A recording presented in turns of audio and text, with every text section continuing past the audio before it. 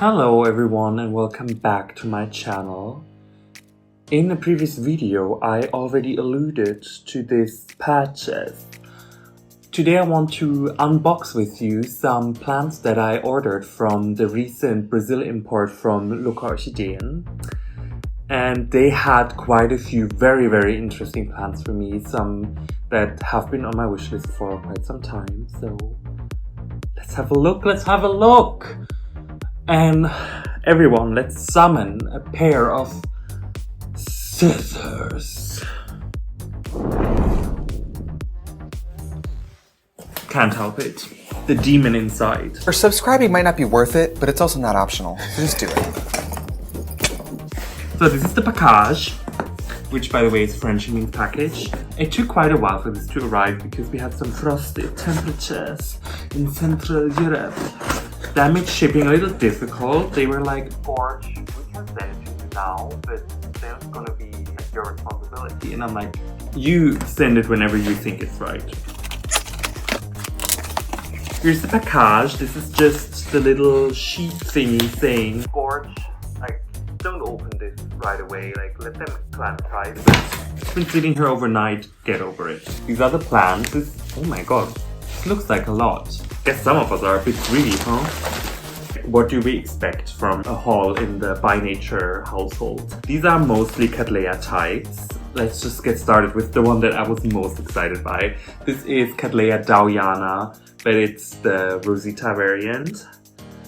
And this has been on my wish list forever. And it's really hard to find in Europe at reasonable prices. Like, I've seen it for like 400 euros or something. And I'm like, that's not something I want to spend on a plant that might just die of scale or fusarium. So yeah, when I saw this one, I think it was like 25 euros. I think it's fair.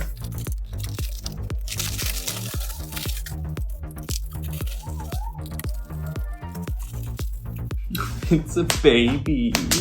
It's so small. I remember when my dowiana was that tiny, like the tipo I have. Of course, I'm gonna have to repot this. I hate Lucke's media. Awful. This comes in a little bit of sphagnum moss, and honestly, I think there are live roots here. That's amazing. Can't wait for this one to develop. There is a new growth starting as well. We're off to a great start. This is such a cute plant. And the rosita variant of dowiana is just something I really wanted. So I'm really excited that I finally got it. And next one we have is Laelia jongheana. Jongheana? I don't know. So I got this actually because Todd's Tropicals bullied me into buying it. It's literally just that.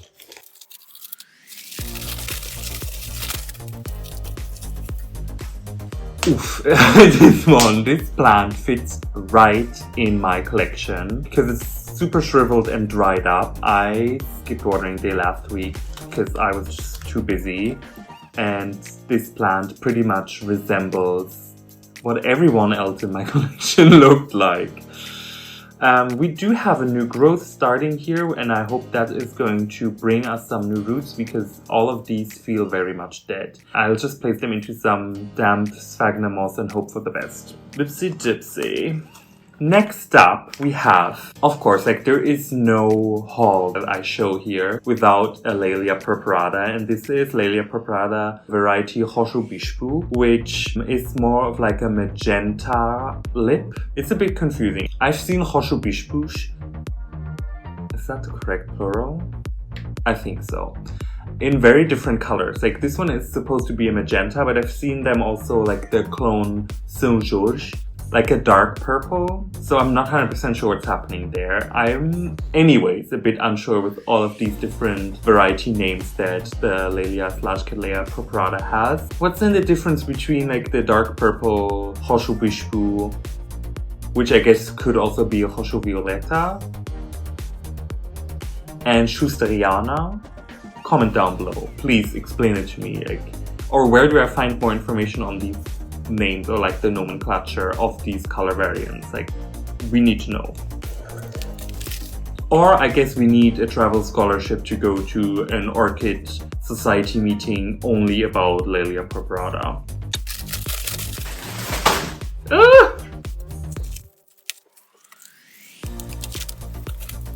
What a cute little plant. It has 2 new growths maturing, so that's always promising. It's wobbly because it's just recently been potted up. The roots are, oh, they're so sad. I feel like they're all dead. So again, it's gonna be a sphagnum moss moment. But this plant has 2 growth directions, so that's very, very promising. I feel like under my conditions, purpuratas usually have really nice roots. They usually show up like as the growth is maturing. Hope there are going to be new roots coming very soon. Then we have Cattleya violacea, semi-alba striata, or striata, I guess. I don't remember ordering this. Maybe this is like a gift plant. Maybe it's like a bonus. But I don't remember putting this into my basket. Let's see. I'll write a note here whether or not I actually like. If this was a gift. Maybe this is Lucke being like, "Hey Gorge, we know you've been waiting for your order for a while. There you go, please stay our customer," which is very unusual in Germany. Usually they're like, "You should be proud to call yourself a customer of this renowned establishment." Customer service is very different in Germany versus other countries, so be very surprised if they had like a gift with purchase. Anyways, I'm talking way too much. I have some Violacea cerulean seedlings. I'm so flustered. I don't like things that aren't planned. There you go, this is the plant that we are looking at. Has some shriveled up growth in between. The roots are terrible on all of them. I mean, they are fresh imports, so I shouldn't judge them so much for it. I feel like there's this one piece that wants to break off. Let's see. There's a tiny little baby growth on one side, so I'm not sure if this is like a weird back bulb.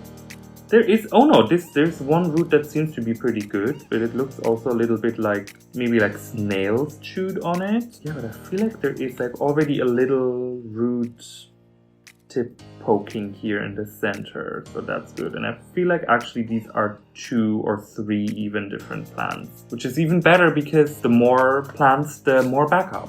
And then last but not least, like definitely not least, this might seem like a really boring purchase, but this is Laelia alaorii alba.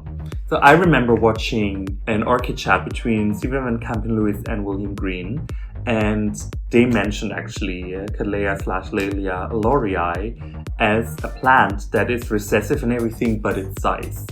And since this is an alba, that means it also doesn't really contribute any flower color, if I got my genetics right here. Like, Mendelian genetics was never my forte, let's just put it that way. I've never been a big fan of it. It's too descriptive. Like, anyways. But what I was trying to get at here is that this would be really good for like the by nature breeding program, because then I can make like smaller versions of bigger Cattleyas, right? So for example, I could cross the Laelia alaorii alba with the dowiana rosita and in theory have a miniature version of the dowiana rosita. So let's see, I feel like this is a very long-term investment, but I've been looking for this particular color form for a while now. Also, I do have actually a cross with alaorii already. It's Cattleya rex by alaorii. Let me just quickly grab that plant.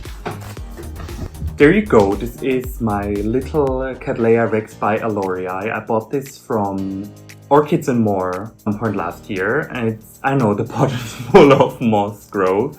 I guess when I repot it, I should really move it into an opaque pot, but that aside, I know it's a little shriveled. This plant came without any roots, but now it has 2 new growths coming. These seem to also increase a little bit in size compared to the previous growth, so I'm really happy with it. Something I noticed for sure, and I think we can all appreciate, is the strong pigmentation on this plant. I'm not sure which form of Cattleya rex they used in making this hybrid. So there are two major, I think, regional variants of it. It's I'm gonna mispronounce this and embarrass myself. The Ayacucho and the Moyabamba, I want to say. And I know one of them is supposed to be much more pigmented. Like the leaves are supposed to have more anthocyanins. Maybe that's the one that went into making this hybrid. Or maybe also I'm just frying it under the grow lights.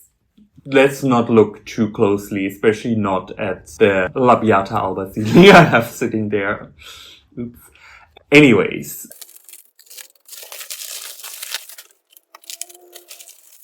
This is such a cute little cluster of dark green leaves. I love it so much.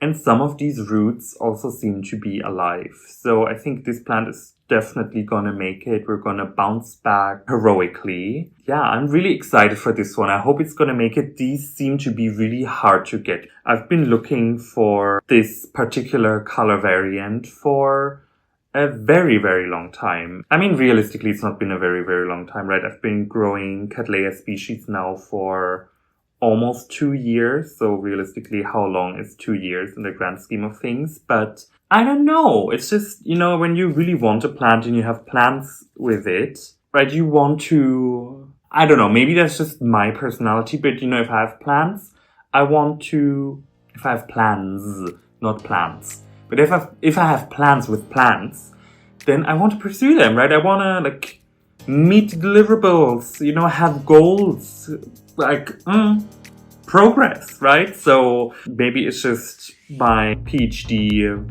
mind driving me insane here, but right, I get a little annoyed when I then don't find the plant that I'm looking for to make all the scheming possible. But anyways, I'm ranting way too much. I'm really excited to have this, and I think this plant is definitely going to make it. I forget how old this plant is or if it's going to bloom soon or not. Either way, thank you so much for watching my haul. I know I have more than enough plants. Thanks a lot for watching, and I'll see you later. Bye. Bye.